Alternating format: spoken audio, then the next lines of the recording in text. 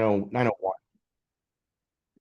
And okay, so this is the Incarceration Prevention and Reduction Task Force Behavioral Health Committee, and it's August 20th, 2024. And I'm joined here with my esteemed co-chair, Stephen Gockley. Morning, Stephen. And I'd like to read the land acknowledgement statement. Jill, can you scroll that up just a little bit? Thank you. Okay, before we begin, we acknowledge that we are gathered on the traditional and unceded territory of the Lummi, Nooksack, Samish, and Semiahmoo people who have cared for and tended this land since time immemorial. Truth and acknowledgement are critical to building mutual respect and connection across all barriers of heritage and difference. We begin this effort to acknowledge what has been buried by honoring the truth. We pay respect to their elders past and present. Please take a moment to consider the many legacies of violence, displacement, migration, and settlement that bring us here today. And please join us in uncovering such truths at any and all public events. And Jill, if you can take down the agenda so we can just see everybody real quick, just for introductions. Okay, give me just a second here. Okay. I'm gonna go ahead and just kind of go in the order that I see folks here. So let's see. We've got someone, a conference room.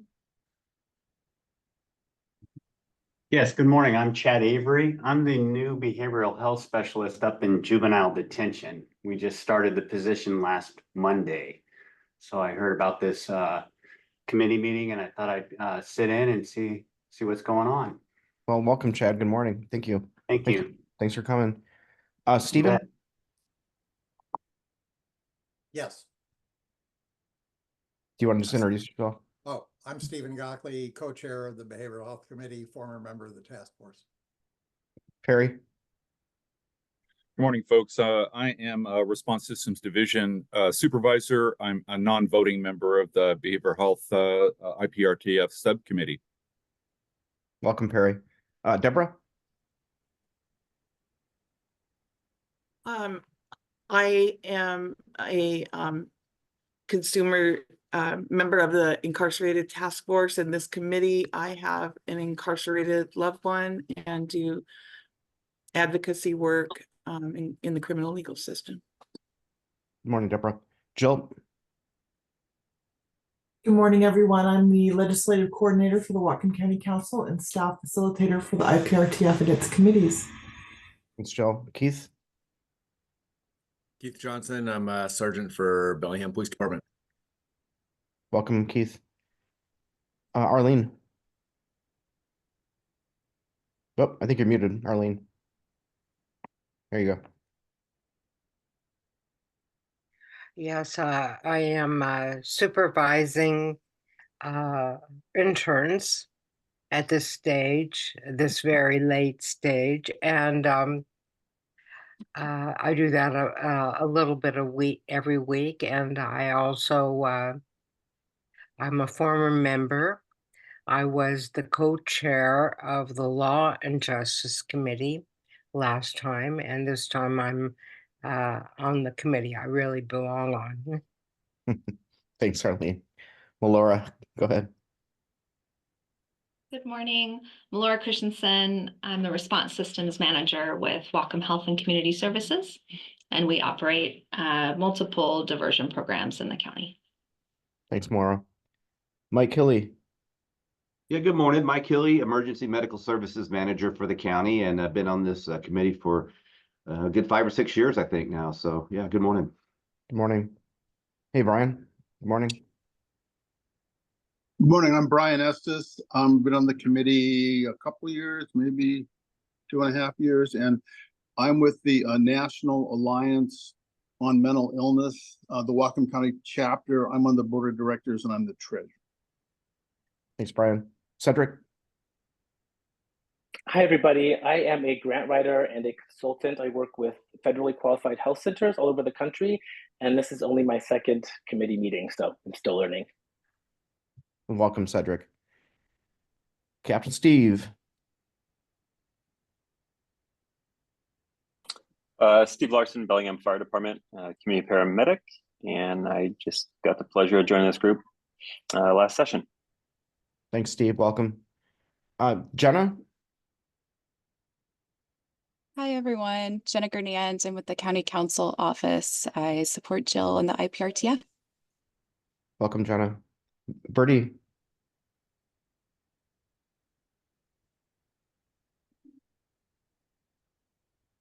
Maybe Birdie walked away from her.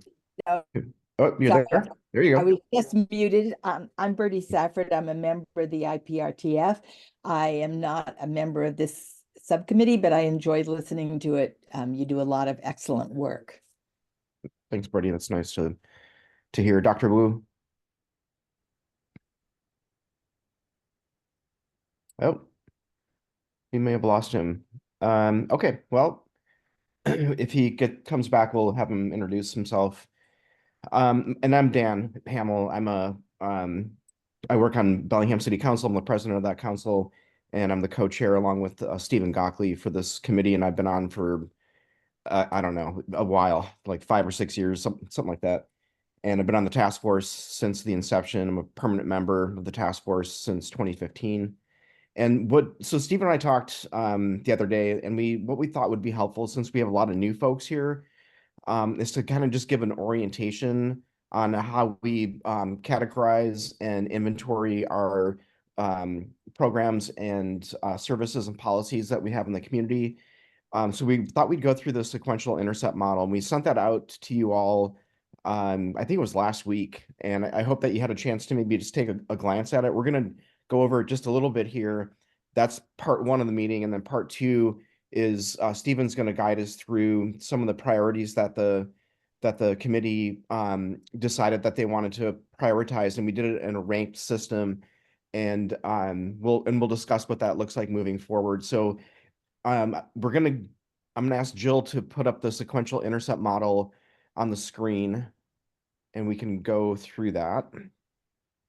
Okay, it's a lot, and we're not gonna go through every single item here today, but we'll touch on some examples, and I want to get us to the action steps in Stephen's part of the meeting. Go ahead, Brian. I just wanted to say I tuned into the overall task force meeting yesterday, and I wasn't able to stay for the whole thing, but after we're done talking about the SIM, Dan, were there any things they talked about yesterday, Peter or Heather, in terms of that would have an impact on how we do our meetings, how they're organized? Maybe they didn't get to that yesterday, so I thought they were going to do that yesterday. Yeah, I think they were trying to get there, but I don't think that happened. So, okay. And I think that we're sort of free to do what we want to do here in terms of, prioritizing action items, whether it be policy or programs, things like that. Okay, sorry for the it's good. interruption. No, Okay. and just jump and folks, if you have questions, just raise your hand so I can see in the little Brady Bunch boxes here, and we can get those questions answered. So I just wanted to do like just a basic overview of the SIM. So SIM is a sequential intercept model. It's something that we adopted pretty much at the outset of our formation of the task force. And so you see these intercepts, and that basically means like where in the path of a person's journey, for lack of a better term, where they're at in terms of connecting or being part of the criminal justice system. So we started with 1 through 5, and then we added the 0 at some point into the process, because we wanted to track what prevention services looked like out in the community. So I'll just go through them real quick, and we can, if you have questions, this is the time to ask them. So intercept 0, community services, think prevention stuff. There's a few listed here, and you'll see like some of them jump across intercepts. So like lead and grace, you'll see them in multiple different intercepts. But basically, these are programs that prevent folks from getting into the justice system to begin with. And then we go into intercept 1, which is law enforcement. That's going to be the first contact that a person has with our system, and that is typically with our law enforcement officers or sheriff's deputies. And then we go into detention, initial detention, and court hearings, and that's where you're going to see our electronic home monitoring programs represented. Those are kind of towards the bottom where it says Scram and SoberLink. pretrial scram, and EHM. EHM is electronic home monitoring. Scram is like a alcohol monitoring bracelet, and the idea is to not put people into jail on pretrial. It's to have them stay at home, basically. That was one of the first things that we did on the task force. It was through Friendship Diversion Services, if you folks will recall that nonprofit that I think they're over on Cornwall Avenue, and we or the county and city contracts with them to get those services provided, and we can get some numbers for you at some point when we can contact Muni Court to get those in terms of the number of people that have been in that system. And then we go to Intercept 3, that's jails and court. So that's when folks they're going to their appearances in front of our, whether it's Muni or district or superior, or the therapeutic courts that are listed there. Specialized courts are the fourth bulleted item. So teen, drug, family court, mental health court. There are various versions of that at the city and county level. The city level, we call the mental health court the wellness court.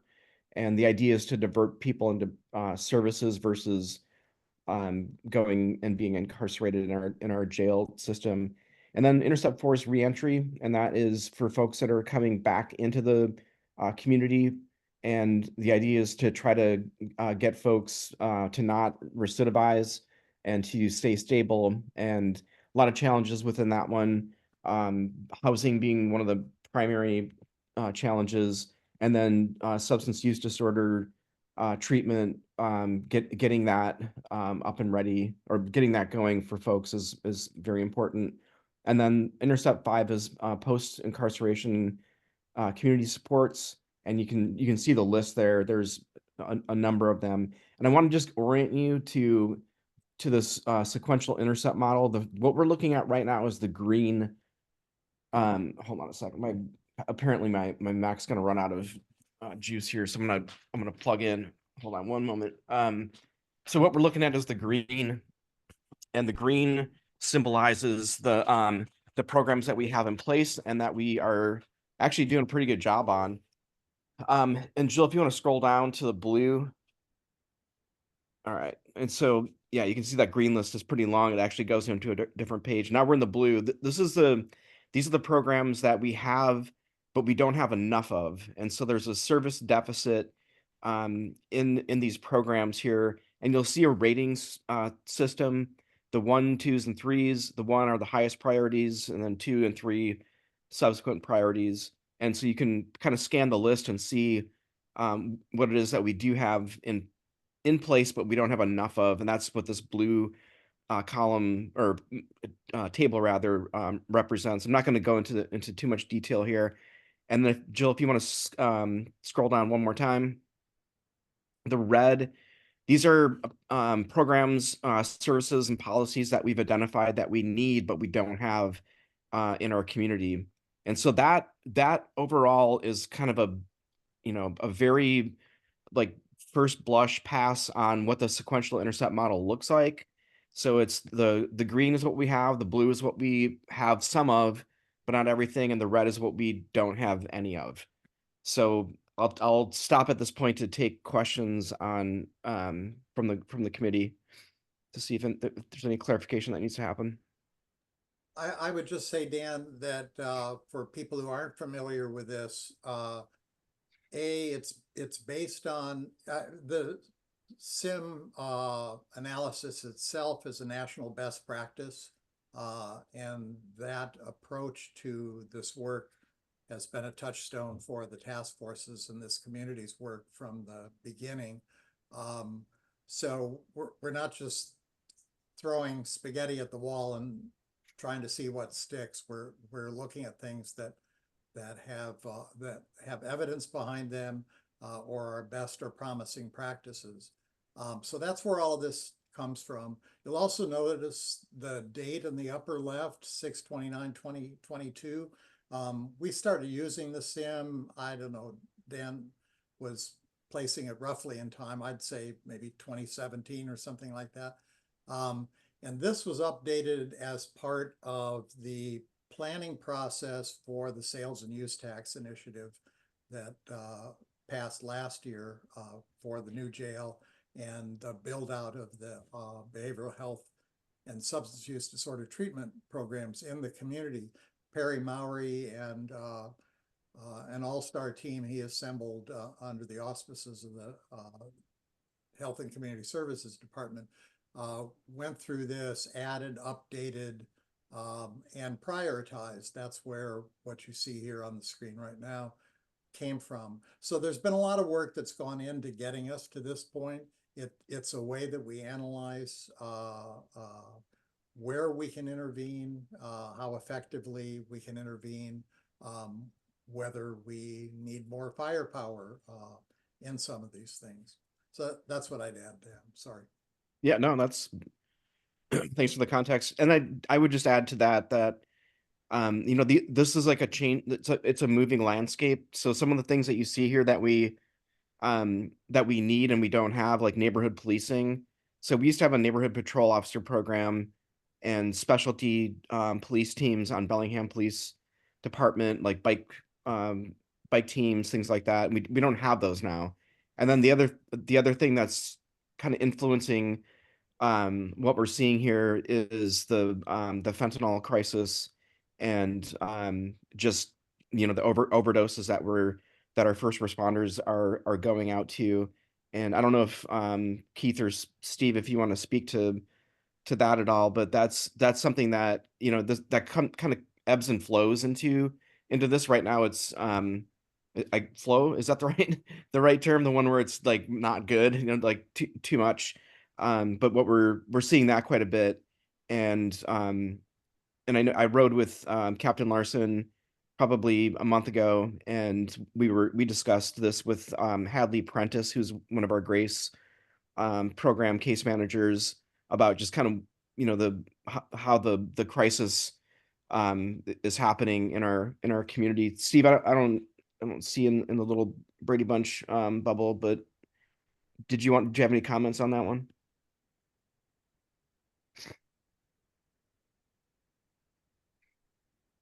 Sorry, I didn't answer a phone call for a second there, so I missed the first part of that, Dan.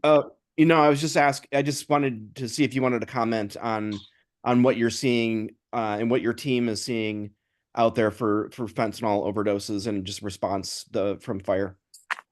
Yeah, so the numbers have, since like the first of the year, have decreased, and I'm just shooting from the hip here, mind you, so don't hold me to any of these numbers, but like they've decreased, or 911 generated overdoses have decreased by about half, it seems like. And I don't know what to contribute that to, other than maybe multiple factors, whether it's just Narcan availability, whether it's lack of drugs, or a tweak in the recipe that the fentanyl and potency, I guess. But yeah, in terms of our work group here in the community paramedic, we haven't gone on one in the last month, if not longer.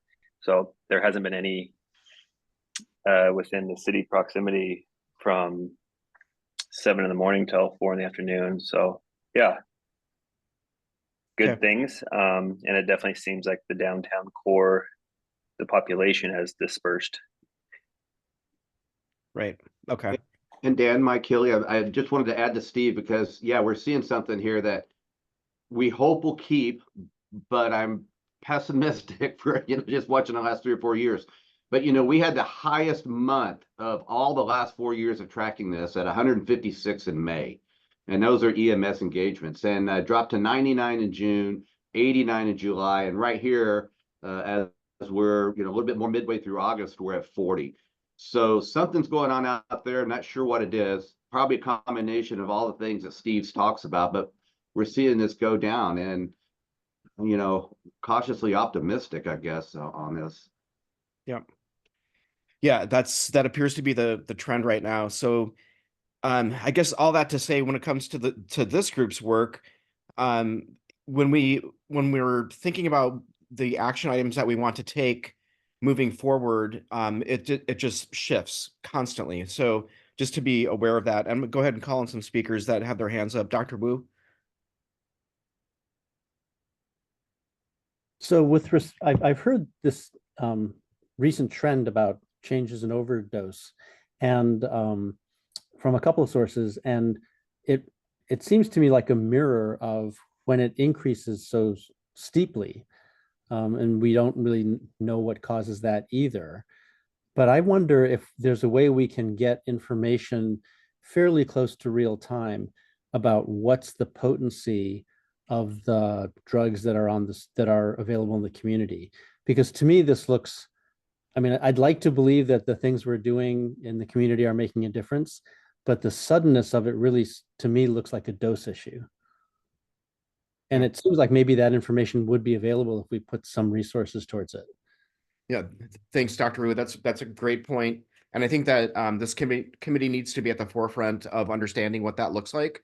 And we do have some experts here in the room that might be able to either provide information today or to track it down.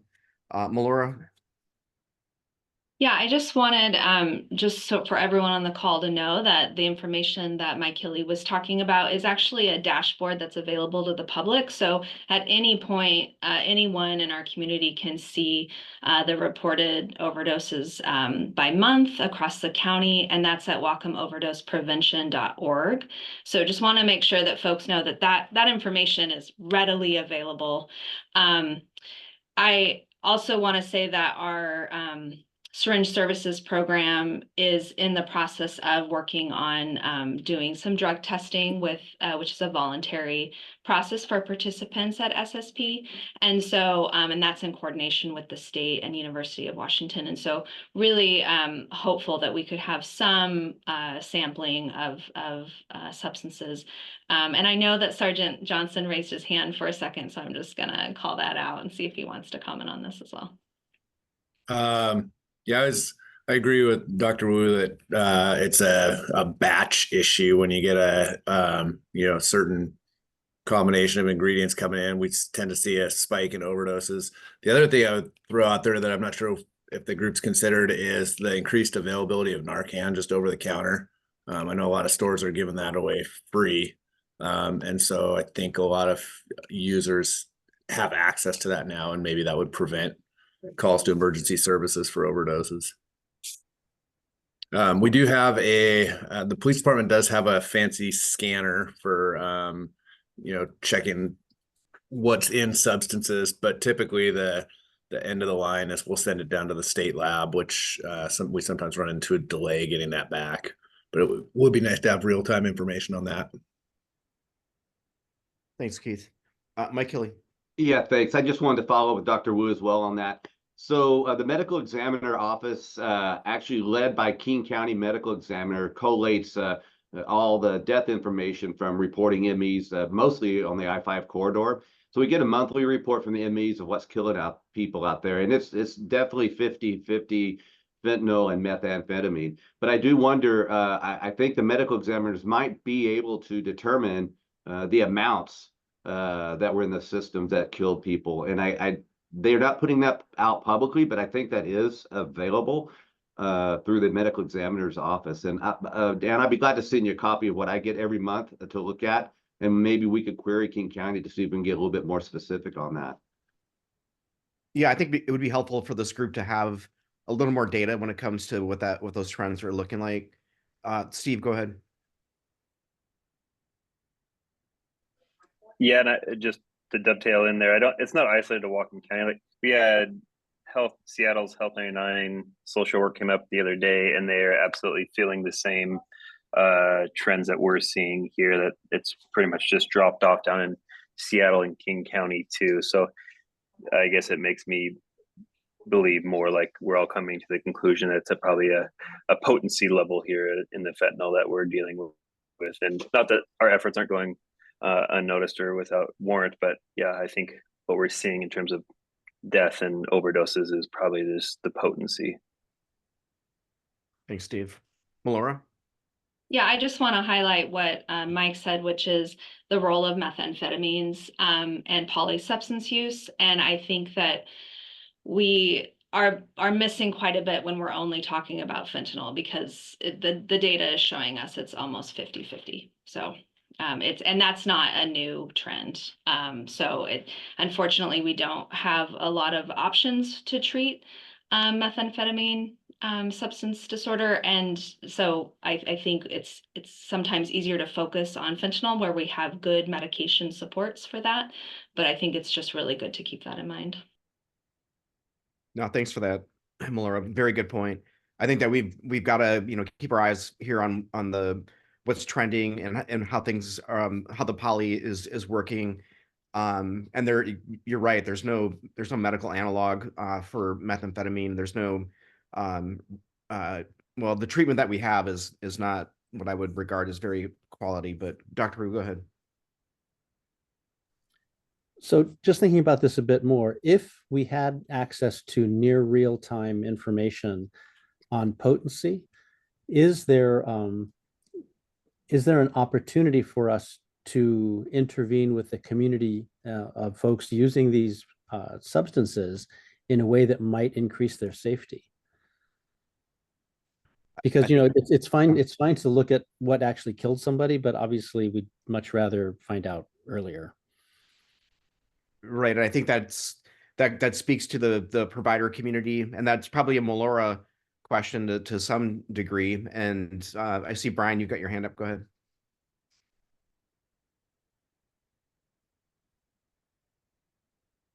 This is more question for Dan and Stephen. This is a really important topic, but I want to make sure that what's the nexus to the criminal justice system here? Well, that's a huge question. So the nexus is that people are being incarcerated for crimes that are related to drug use, or they are drawing charges and stacking up warrants, and whether that's a shoplifting, due to a need to get money to for use, or whether it's something worse than that, then that's the nexus. There's absolutely a part of this that touches folks' lives. Melora, go ahead. Yeah, I just wanted to address Dr. Wu's question. If we had that type of real-time information, we would absolutely disseminate it to our outreach teams across the county. We have a regular ongoing meeting and then a way to communicate with all those teams in real time. So when we have a safety risk somewhere, we communicate that with that group. If we have information about a substance, we would communicate that. And we do that through word of mouth, right? So case managers who know someone's using a specific substance, they have that information. They can reach out and say, hey, there's a bad batch. Like, let's come up with a safety plan for use. So, yeah. Okay. Okay. Melora, your hand's still up. Are you good? No, you're good. Oh, okay, good. All right. So I think we've touched on this subject a little bit here. I wanted to go back to the sequential intercept model to see if there's any further questions when it comes to how we inventory the things that we're working on here in Whatcom County.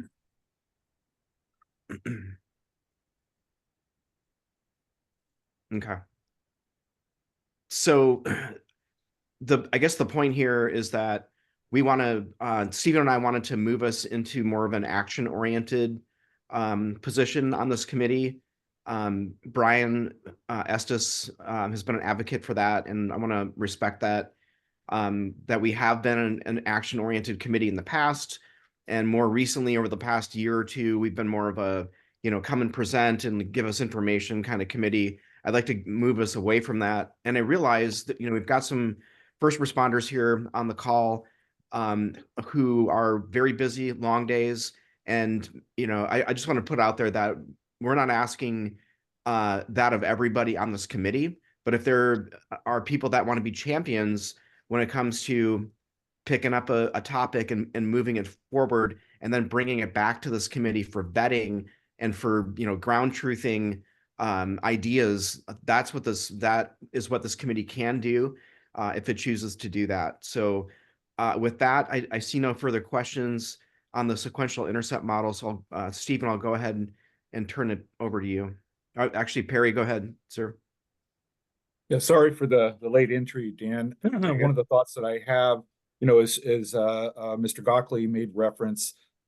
This was completed and et cetera. The excuse me, the sequential intercept model was completed back in June of 2022.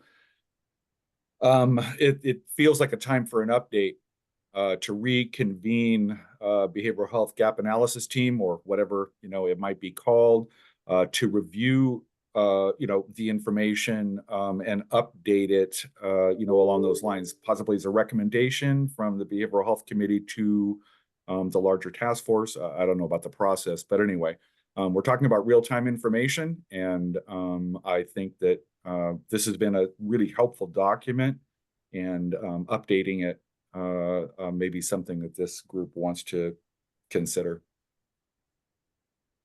Let me just interject.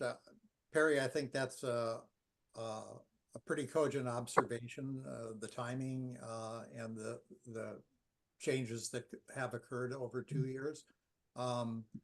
So when we talk about action steps and how this committee can deepen the understanding and impact that our work has on preventing and reducing incarceration, that might be a pretty decent place to start. I guess, as always, it was a pretty intensive effort to update it to begin with. Perry pulled in people who previously hadn't been involved in the incarceration prevention and reduction work before. So I would just ask, I guess I'd start with Perry, but I'd pretty quickly turn to Melora as his supervisor and say, does the department have the capacity to pull together a team to do some update and gap analysis of the SIM model?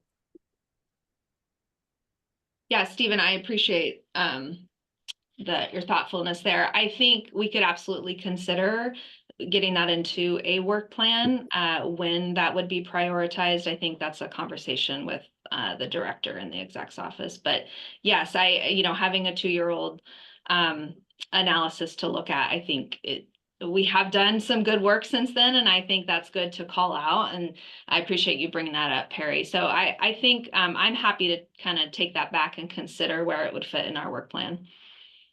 Can you give us some sort of time frame, Melora, for when that consideration might have? Yeah, this is my newness on this committee too. We meet monthly, is that right? Yes. Okay, I can absolutely report back next month and let you know. That would be great. And unless other committee members object, I would suggest that we make that an agenda item for next month, hearing back from Melora and Perry on updating the SIM, and with an eye toward heading to that as one of our early action items to make our understanding of what's out there and what more is needed to be out there a little more up to date. Any objections from the committee on that? Okay, seeing none, we just head nods is fine. So yeah, let's just go ahead and do that. Okay, and I see Mike's hand up. Well, yeah, thanks, Stephen. I just thanks, Perry, for bringing that up, because that's what I noticed on the SIM as well. There's a bunch of work going on over in the MAC group and the MOUD group under those community services, and I feel like some of those things have been updated, because I know there's several projects going on that addresses some of those items on that service plan. So some of that work may be easy to transfer over more. I don't know, but I think some of that work is being done. Great, thank you, Mike.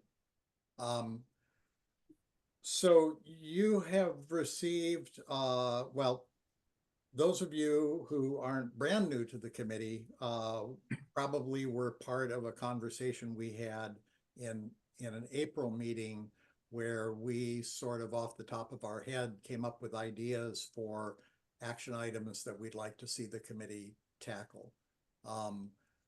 First, Brian did a rough draft of organizing those, and then Jill fine-tuned it a little bit, made it look nice, and sent it around too. So hopefully most of you have seen that.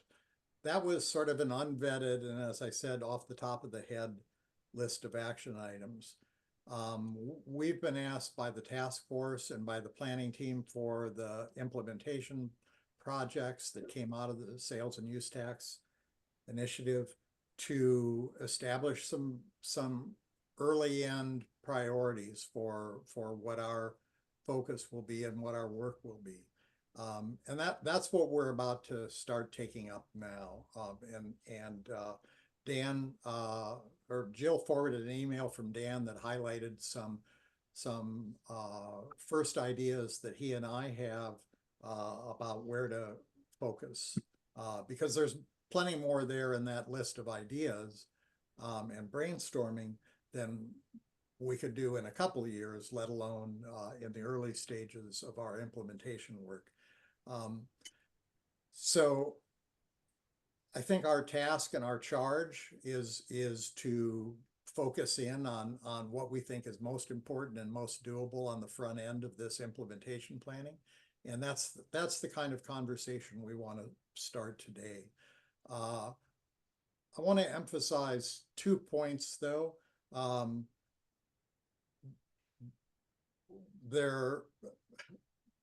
Dan called out Brian. Brian's not the only one who's itching to get to an action kind of agenda rather than just an educational and conversational kind of agenda.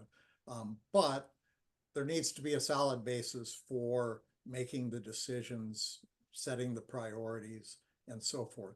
There are a lot of new people on the committee. We don't want to jump ahead of where we are as a group, because the point of all this is to develop the force of forging some consensus from us. So there's some discussion involved, and that's where we're starting today. I don't think we're going to be making decisions on action items today. Dan and I see it being important to take as much time as we need to make thoughtful recommendations. And so orient ourselves toward action, but have the patience to do that in a sound, collective kind of way. The other thing is to recognize, and I think Mike's recent comment touched on that, there are a lot of groups in the community working on behavioral health issues, partly because there are a lot of behavioral health issues in the community.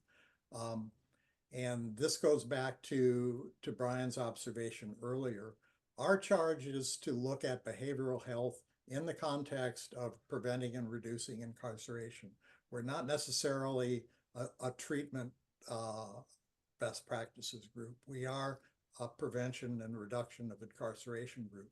So we're tying it to the implementation plan. We're tying our work to the implementation plan and the projects set out there. And all of those are focused on moving people away from a carceral system and into a treatment, a diversion, a personal support system. That system is not there yet, so part of our job is to figure out how best to go about step-by-step building it. And I just want to set that because we will be more effective if we stay in our lane, so to speak. There are conversations going on elsewhere in county, and I don't think they're ready for prime time to be discussed. I'm sure Melora could go on for half an hour if she was able to, but I don't think they're done having those conversations about how to eliminate duplication and overlap amongst all these groups. The MAC group that was mentioned is one of them. There's a behavioral health advisory group that Perry has been convening. And so there's a whole bunch of work going on. We want to be aware of that, but we have a special charge, and really we're unique because we're the only ones that are looking at behavioral health issues in the context of intersecting with the criminal legal system, and hopefully in many ways superseding the criminal legal system. So I just want people to have that framework in their mind, both our need to understand in a deep and comprehensive way before we take actions, and what our focus is in targeting those actions. The other thing I want to say it has to do with actions, and that is we are an advisory committee. Not only that, we're an advisory subcommittee. So our work is not to actually take actions and create programs and so forth. Our task is to come up with recommendations that go to the task force, go to the implementation plan project planning team. And so we're not really the doers, but we are the advocates, and we are the team that can develop a sound basis for persuading people who are the doers to take those actions. So I want to set our expectations clearly, because we're a diverse group. As Dan said, not all of us are going to have time to pour a lot of effort into this, but I want you to understand as we talk through these things, as we make recommendations, as we think about what should come first, what should come second and third, we have a common understanding of what we're working with. So all of that said, are there any questions about what I've said? If there's any lack of clarity there or any disagreement on approach? And Dan? Yeah, I just agree with how Stephen has characterized this, the functions of this group. We are an advisory body to the broader task force, and that task force is an advisory body to the county council. But I want to just provide a little bit of just a little more context, and that is that the things that happen in this room do not happen in isolation. The Bellingham City Council, Whatcom County Council, small city councils, and executive branches all have legislative agendas at the state level in Olympia, and we're building our legislative agenda in part, not completely, but in part, based on some of the conversations that happen here and what is identified as priorities with this group. So there is it's kind of hard to see. There's a level of opacity there that it just makes it really hard to kind of to look into how some of these decisions get moved around at the city, county, and small city level with our state delegation and just with the priorities. So there's more action than what it appears in this room.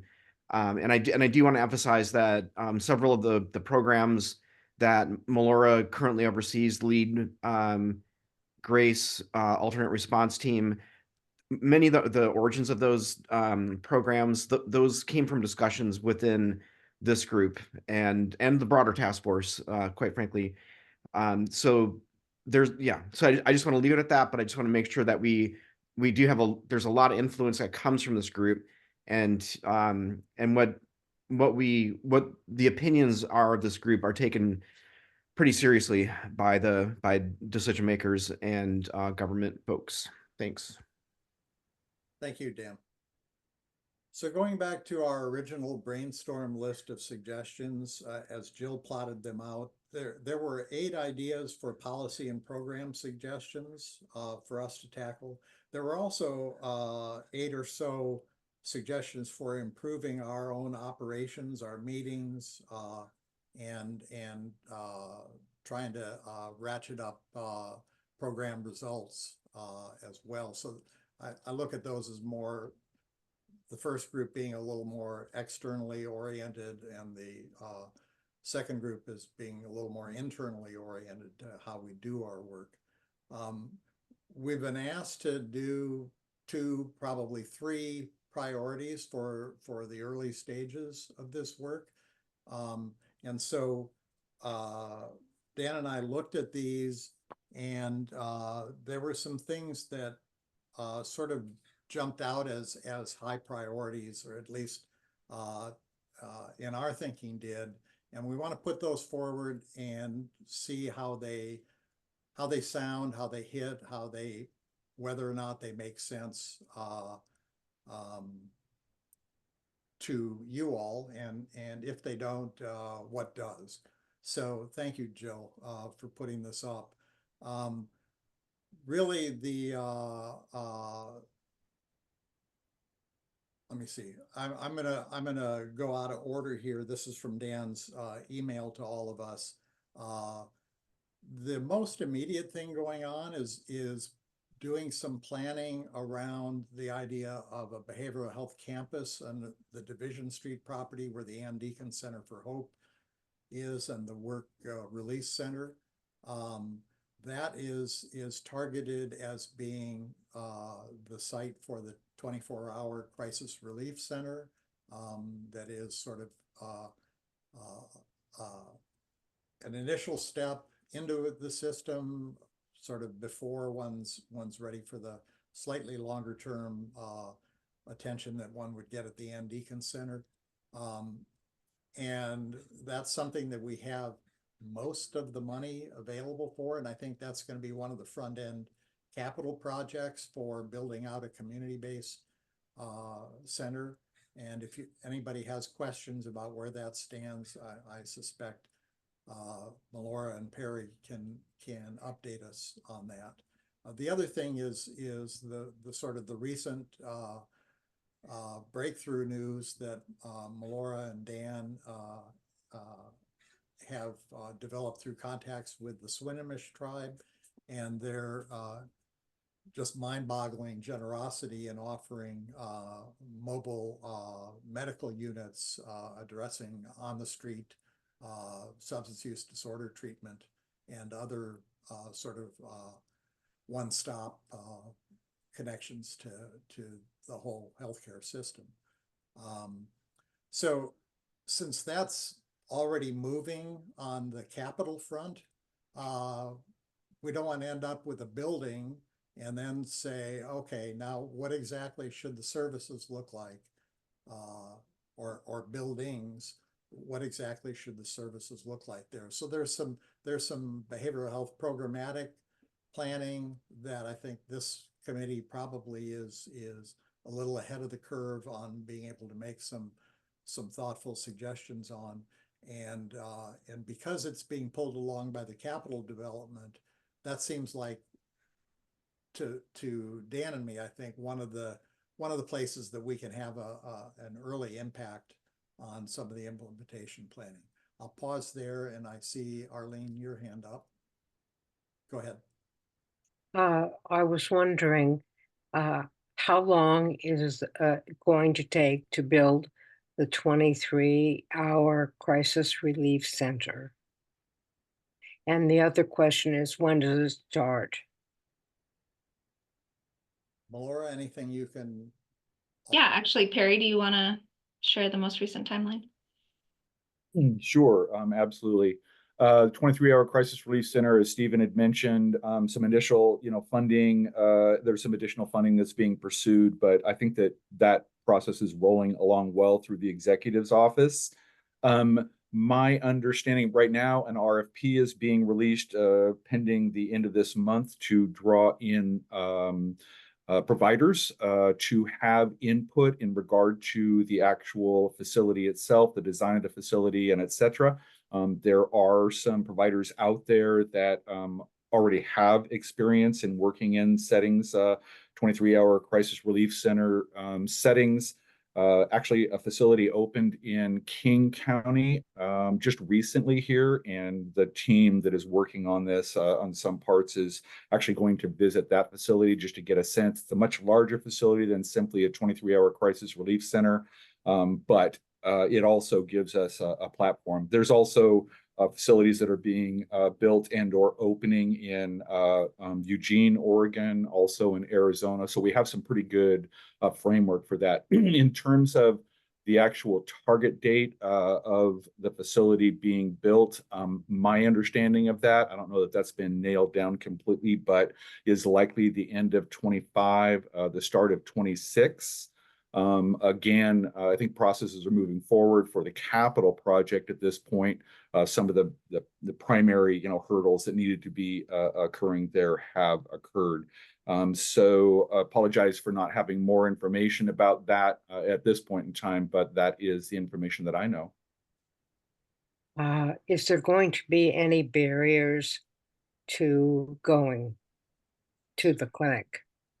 I don't believe so. I really appreciate the fact that, as was mentioned earlier, at this point, the work that is occurring at the Division Street Behavioral Health Campus, that is the development of a receiving center, the work that is going on with the Swinomish tribe, the Dijwalik Wellness Center, and these mobile medical units, actually 2 of them that are going to be providing MOUD services, which what's really key here for people to understand is those MOUD services include methadone and Vivitrol, as well as Suboxone, which are a lot of times more effective for individuals, particularly when we talk about fentanyl, in terms of those kinds of MOUDs.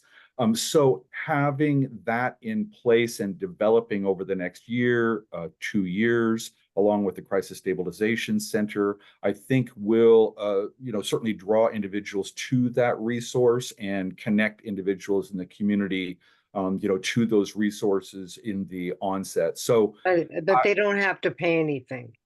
Oh, no, ma'am. There is no cost related to that. Again, an amazing gift relative to the Swinomish tribe, as well as, other funding sources that are available. So sorry, I misunderstood your question. Well, and Arlene, I'd like to add just that the 23-hour Crisis Relief Center is a no wrong door facility. So the whole idea of it is a place where first responders and community members can show up and have really, really low barrier access to short-term intervention services. What does that mean? It means that they're not going to have to meet the same criteria that you would for a detox or a crisis triage that's based on reimbursement, right? So this is a space where someone can be who's in crisis for up to 24 hours to figure out what's next and have some basic needs supports during that time. So what we will be moving towards and working towards, and as everyone knows, new facilities, it's a process, and we learn a lot as we open them. But the goal is that first responders spend no more than 10 minutes dropping someone off, and then they're able to drop them off into services and be back on the road for other calls. That is the goal, and the kind of low barrier approach, no wrong door, is baked into the legislation. So I really appreciate that has occurred. Thanks, you. Laura. And thanks for the question, Arlene. Is there anybody else? I just want to make sure we're all on the same page, and because there's a range of experience in this group, is there anybody else who would like a little more clarity on the behavioral health campus idea, the mobile medical units, or the place that the 23-hour Crisis Relief Center would have in diverting people away from the criminal legal system before they hit it, really? Does anybody else, would anybody else like some background on that? And please don't be shy, because the point is that we're all having the same conversation at roughly the same level, and not having a background with prior discussions is no fault on anybody's part. So if anybody does have questions, this would be a good time to ask them, and later would be an okay time to ask them. Brian, I'm going to hold you for a second because Keith raised his hand in response to my query. So Keith, go ahead. Oh, you're muted. Sorry about that.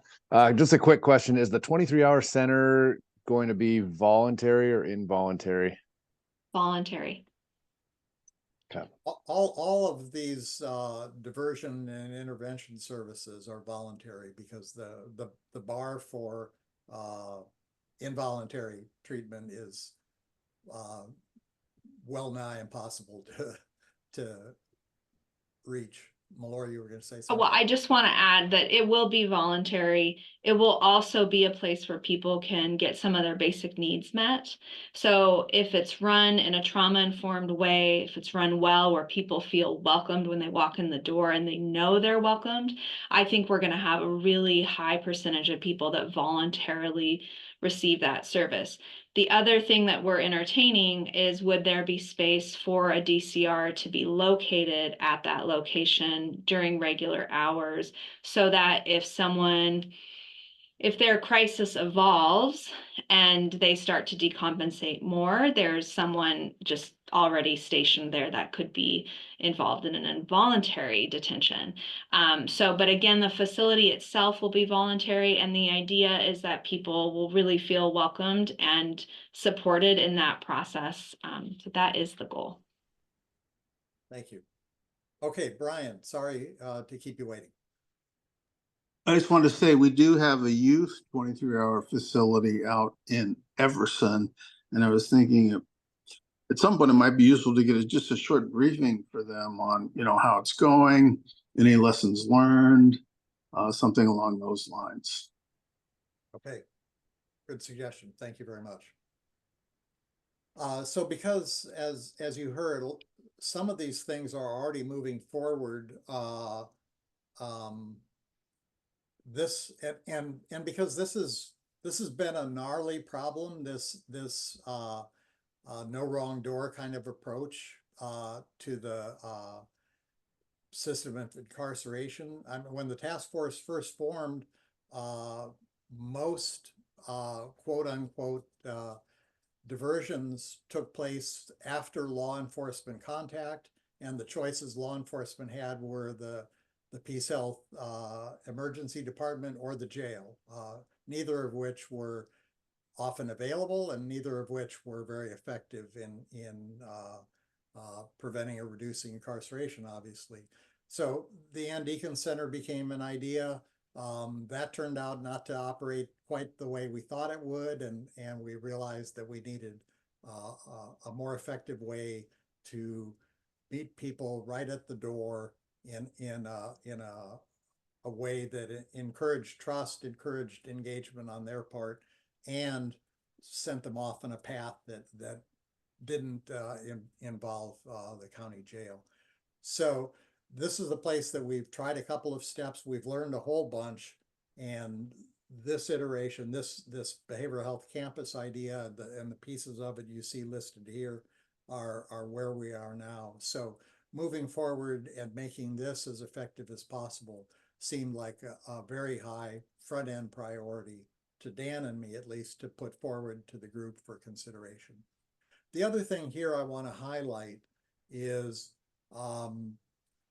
we talked a little bit on the fentanyl part of our discussion earlier about the data, what data we have, who has it, how it gets shared, and how it gets interpreted. We have better data on fentanyl than we do on a lot of this stuff. And if we're going to be a data-driven recommender, if we're going to follow best practices, if we're going to track effectiveness of programs that we advocate for, we need better data than we have. This is true throughout the criminal, legal, and treatment systems, but it's especially true for our subcommittee to make recommendations from. So number 5 here, the behavioral health data needs, and sort of trying to kickstart the next phase of understanding what data we have, how we can share it, how we can use it, and how we can get more data that we identify as needing than we're getting right now, also seem to be a very high priority. That is part of the implementation plan, is building throughout the continuum of services in the criminal, legal, and treatment systems the data that can drive our public policy and our practices. But this would be our part of it. So this would be, to me, and I think to Dan, the second place to think about putting a focus on in the early stages of our work. I'm not, I think, I'll give you my personal opinion. We have sitting out there at the state level, the Medicaid transformation project that's run by the Healthcare Authority. Medicaid, as many of you may know, is federal and state shared funding, but the federal is a big part of that because the state can't do this all by itself. So having federal funding to be matched by the state really helps get things halfway there. The transformation project are exceptions to the rather restrictive scope of services that Medicaid historically and traditionally has covered. And it's opened up a lot of possibilities, including expanding payment for services while in jail, expanding the scope of reentry services that we might offer, including supportive housing, and a sort of a no gap kind of transition between the jail and community reentry and community success. I don't think we've had enough interaction with Healthcare Authority, Medicaid transformation staff to know what they could support, how we could use that, whether ideas we have might be acceptable to them. So this seems like an opportunity both for funding and for opening up possibilities of diversion and treatment services that we might explore. So I would offer my own view that would be another focus for us to start looking into sooner rather than later. So I want to hear back from everybody here with questions or their own thoughts. I also want to say that I think the way Dan and I are looking at this, I think out of necessity because of the real life and work life demands of everybody on the screen. We're thinking that things that you feel particularly connected to or drawn to here are worth exploring. We're thinking that this probably needs to take place underneath the subcommittee itself. So 2-3 person work groups that can meet on your own, develop information, study, evaluate, come back and report to us on what you've learned, what you think would be smart, what you think would be next steps. Probably is the way we're going to need to move forward on some of this stuff. And then the committee will have some thoughtful recommendations from a subgroup of us to process, to poke at, to refine. So think about the 3 points that I've suggested. Think about where your own interest is drawn to, and share your thoughts. Anybody have any questions? Brian.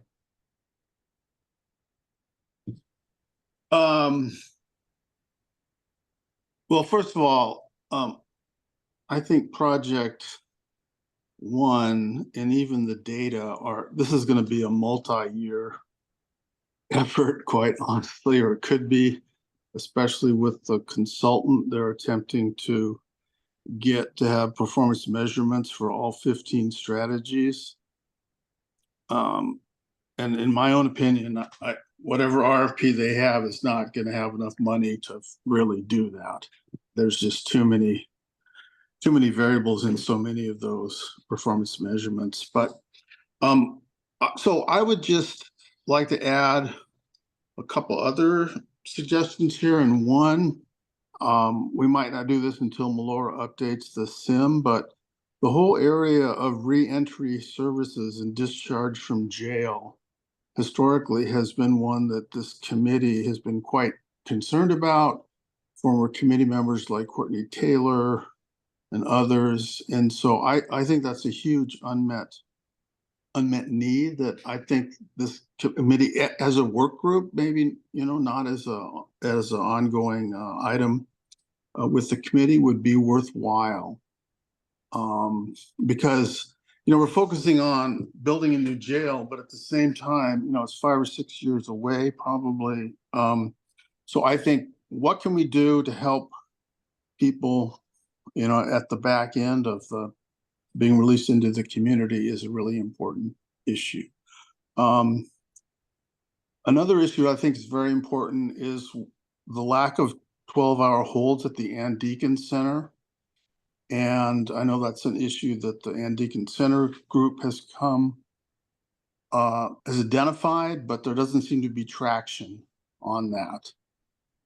That's another thing that I think needs to be dealt with fairly soon. Brian, and Brian, if I could yes. interrupt you, for everybody's working knowledge, would you explain the 12-hour hold issue you're Well, there's been some emails with Peter and Councilmember Barry Buchanan about this, and there's just, I guess, sort of a difference, and Melora might chime in on this, difference of opinion maybe between the health department and the sheriff's office, maybe the prosecutor as well. I mean, there's RCWs on this. It sounds like the 12-hour dropping somebody off and having them undergo a 12-hour hold is possible, but it just sounds like, we do have different departments separately elected. So it's hard to get people on the same page sometime. So that's you and Stephen or Dan, you may have more understanding of this than I do, but I just think it's something that is adversely affecting law enforcement because they like this. Go ahead. I wanted people to understand, not that there's a disagreement, but what the 12-hour hold is, what it could offer. And Perry, I think you might have stuck your hand up there to speak to that point. Is that right? Yes, sir. Brian is correct. There is an RCW 31110 that references the ability for 12-hour law enforcement holds at facilities such as our Ann Deacon Center for Hope. It essentially makes a voluntary facility, right? Our crisis stabilization center is a voluntary facility, but it allows those facilities to involve themselves in a 12-hour law enforcement hold for low-level crimes that need to be actually defined by the prosecutor's office. So that determination involves the prosecutor's office as well. The staff, this is specific to a mental health stabilization side. That is our Compass Health provider that offers that service at the Crisis Stabilization Center, not for detox. Excuse me.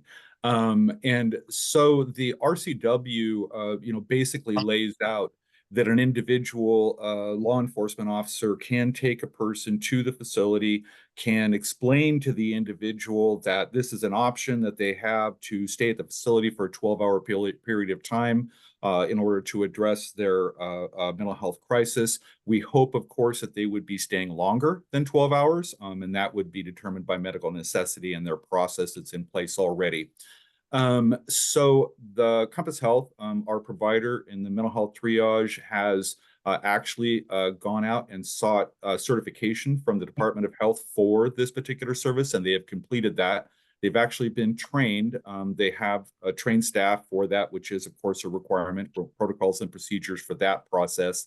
And at that point, also reapproached the prosecutor's office, their involvement.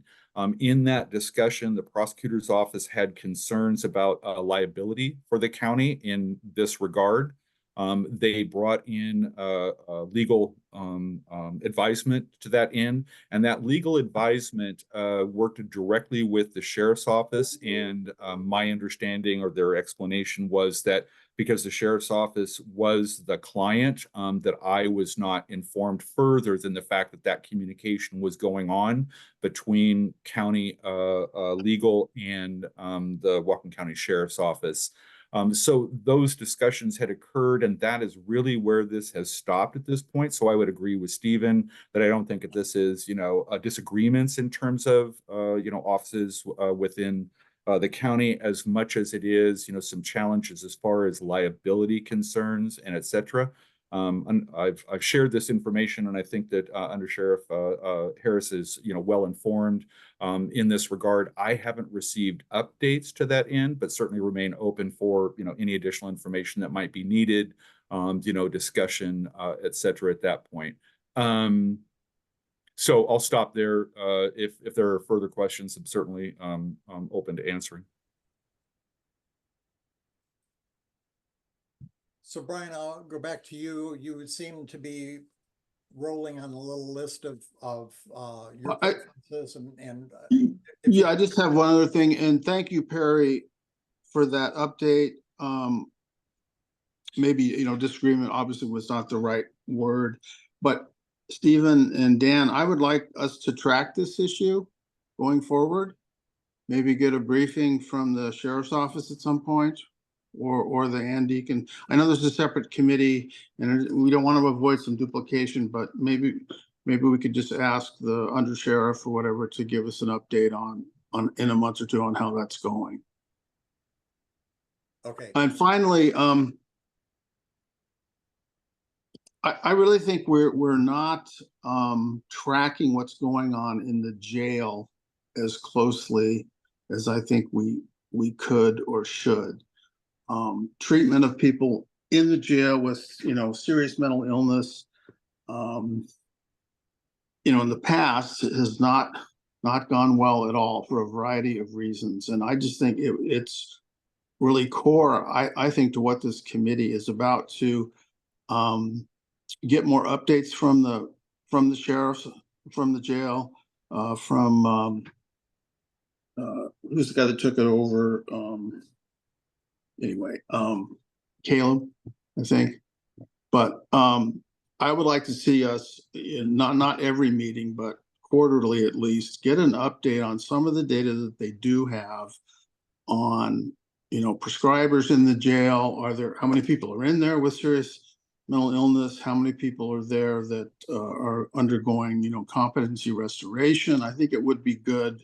And there's some other data that we might be able to generate too. I just think that's an item that we should be getting information on, and how can we improve behavioral health treatment to the extent we can. Again, it's 5 or 6 years from now until new jails being built, but we can't lose sight of the fact that there are some things we can do to make the lives of people experiencing mental illness in our criminal justice system better that are incarcerated. So I'll just stop there. Thanks, Brian. I appreciate it. Keith. As well. Oh, you're muted again, Keith. I just want to loop back around to the 12-hour hold issue. I would love to have some clarification on that. That's been a murky issue for us that we've been talking about for over a year. It's not a resource for us right now. And the difference is, for law enforcement, when we hear 12-hour hold, our first question is, oh, okay, can they leave? And the answer is yes. And so we don't really look at that as an alternative to jail, because people can leave. And the RCW has a lot of different requirements that need to be met before we can do that. So I'd be real interested to hear back from the sheriff's office as well on where we stand with that, because our officers are not utilizing that right now. Yeah, that's been a conundrum for quite a while, because we use words that turn out not to mean what they mean. So yeah, I mean, we'd love to have that as a resource, and if we're talking about the 23-hour crisis relief center, that would be great. We need some clear direction on when we can and can't use that, and have that be supported by our legal team and prosecutor's office and things like that. Yeah. Thanks for that point, Keith. Yeah. Arlene.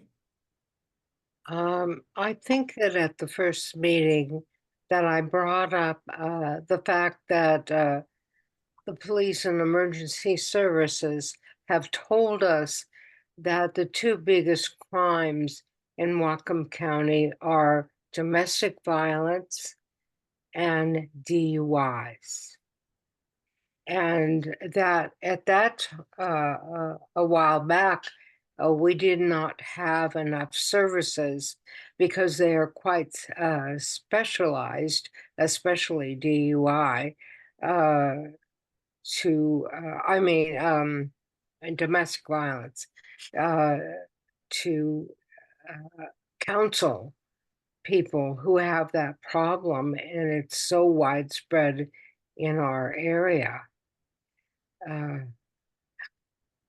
Why do you not include it in this list? Well, Does it belong somewhere else? The list was generated by us, so Oh, nobody brought that up at the time. oh, I thought I did. I was just looking at the whole list and I don't see that, but we can add that to the list as one thing to consider attending to. Yes, well, if it's causing the most crime, then it certainly needs to be addressed. We need services, and they need special training for those services. I've made a note of that, and thank you, Arlene. I appreciate it. Dan. Yeah, so just to really quickly speak to Arlene's point, so domestic violence offender treatment has perennially come up over and over again as an item for us to consider. I think it's in the SIM. I don't have the SIM in front of me right now, but I think it's in one of it's either in the blue or the red category. In other words, it's underperforming or it's not performing very well at all. I want to go back to what Keith was talking about with the 12-hour hold. I think that at the next meeting, we should probably have like the briefest of briefs when it comes to 31-110 and what it looks like on the ground, because we're, like you said, Stephen, we're talking about we say one thing, but it really means a different thing when it comes to the 12-hour hold. I'd also like to I'd like to have a legal briefing on that if possible. And I'd also like to understand the interplay between One Central, which is Peace Health St. Joseph's psychiatric ward, and the interplay between Ann Deacon Center and where our first responders are taking people. If they're taking them to the hospital, that's one resource, but I want to understand what happens as a result of that, and maybe getting some feedback from either from Keith or Steve on the at the next meeting as to what they're seeing from first responders perspective. Thank you, Dan. Perry? Yes, I was just bouncing back, Stephen, to Arlene's point.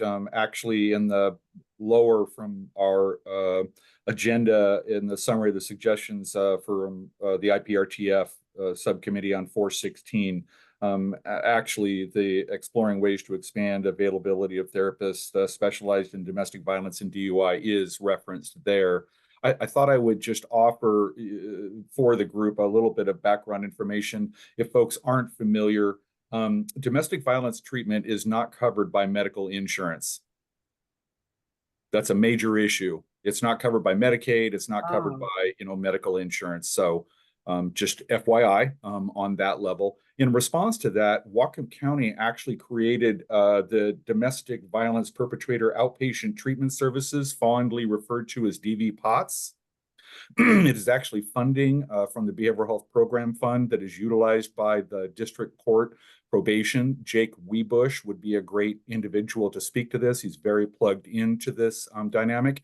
And what actually happens is that the District Court coordinates, facilitates services, domestic violence treatment services in Whatcom County with individuals that have been charged with domestic violence and required by virtue of that to engage in domestic violence treatment. Oftentimes, of course, what was happening historically was I can't afford to go there, and so I'm not going to go, etc. So that program is in place at this point. I don't think that it's the answer to all answers, but I just wanted to be able to respond to that, relative to Arlene's, point. And, again, the possibility of just getting some additional information from Jake Webush, the manager. I'm not sure of his title, but he's taken over Bruce Van Glup's role as coordinator in the district court kind of piece. So.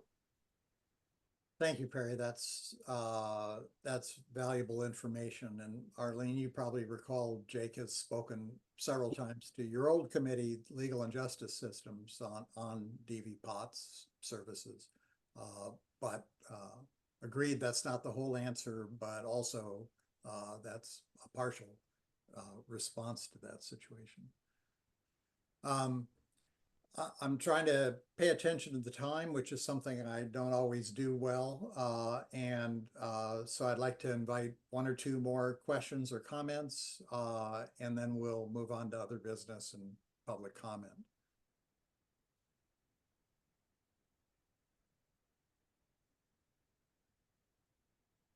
Okay, I don't see any hands up. I'd like to ask that people put in a little bit of time between now and our next meeting, looking over this list, thinking about where our priorities could most effectively be placed. You're thinking about some of these topics, and we'll try to pick up this conversation and move it forward at our next meeting, along with some of the other pieces that we've identified for an agenda next time in our discussion today. Jill? Hi, just a reminder that the September meeting, the next meeting, is a joint meeting with the Legal and Justice Systems Committee. So please let me know if you want this scheduled at that meeting or to wait until October. Okay, thank you for that reminder. Dan and I will have to sort of figure out how to work our way through the process. Okay, so also partly to make our time in meetings most effective, it may be that Dan and I will be shunting out information between meetings to you, and to the greatest extent possible, if you can look at that stuff before the meeting, so we're not all coming in cold and trying to orient ourselves from 0 to 60 during our time together, but we actually come in at 60. That would be helpful. I don't know what that'll look like, but it's something Dan and I have talked about. So the next item on the agenda, Dan, do you want to take it from here? I don't have the agenda in front of me. Okay, the next item is other business. Is there anything else that anyone wants to bring up for the good of the order? Brian? Yeah, I would like to see us, as part of the notes that Jill and her staff take, is like Dan just talked about, some action steps, or that, we should have a briefing. I think we should conclude the meeting with maybe not this one, but in subsequent ones, to have Jill or the two of you, okay, here's what we've talked about. Here's some specific action steps coming out of this meeting for follow-up.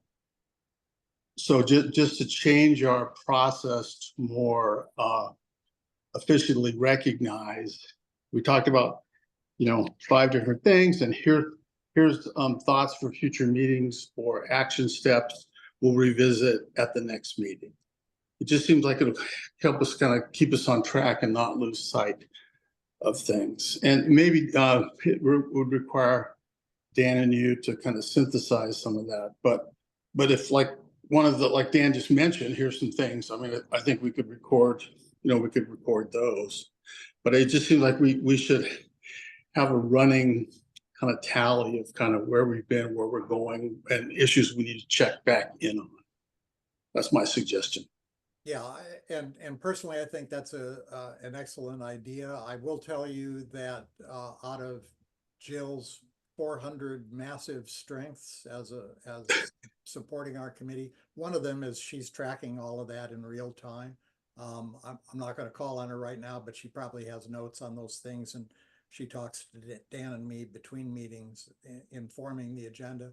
But doing that amongst all of us as a group would reinforce the agreements we made during the meeting and the focus we want to have for the next meeting. So I think that's a good idea. Dan and I will talk about that with Jill. Any other business? Can I just mention, for those of you that don't know, Whatcom County right now, through the Chuckanut Health Foundation, is having a listening tour on the Involuntary Treatment Act. And I participated in the session last week with a few other community members. I was just kind of curious, Melora and Perry, are you participating in that group at all? Yeah, we are, Brian. We had a session with them last week, and so had our nurse practitioner, the alternative response team supervisor, one of our program specialists, Dr. Adam Cartman was a part of that, as well as Mike Kelly. So, yeah. It sounds like they're touching all the bases. Yeah. Thanks, Brian. Thank you. Yeah. Thank you, Brian. Okay, Jill, or Melora, your hand is up.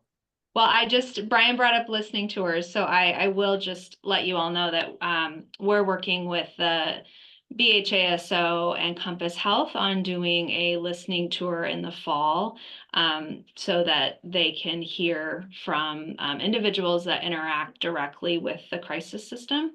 And so that will be various groups sitting down with the funder and then, of course, the provider of our crisis services here in Whatcom County. And so really excited to put that together, and we're just now settling on the dates and starting to send out invites. So the report back from that will also be a really, I think, meaningful tool for policymakers to look at in terms of where investments could be best utilized. Thanks, Melora. Dan? I'll be quick. I know we're kind of running out of time here. I just wanted to let the group know, just for the good of the order, that I will continue to reach out and to providers, policymakers, and others to include them on this group to see if they want to become members, and with an eye towards Jill Nixon's sage advice that in order for us to make voting decisions, we have to have a quorum. And so I want people that I will further invite to this group to come to participate and to show up and to be there and to vote when we have things to vote on. But I will be working with Stephen on continuing that effort so that this group will expand over the course of the next several months. Just want folks to know that. Thanks, Dan. And Jill, I think we're ready to invite public comment. Can you check on that? Thank you. Yes, we'll start in our conference room. Mr. Avery, if you'd like to speak to the committee, please unmute. I'd just like to thank everyone for letting me observe, and I'm very intrigued by what you're doing. Chad, I'll just say I appreciate your being here. The work you're doing with juveniles has been a topic of conversation many times in this community. So you're welcome on a regular basis. We also have one remote attendee. Dean, if you'd like to speak to the committee, please virtually raise your hand. And no hand is raised. Thank you. Okay, I think that completes the agenda. And if there's nothing else, we will stand adjourned. Thank you, everyone. See you next month.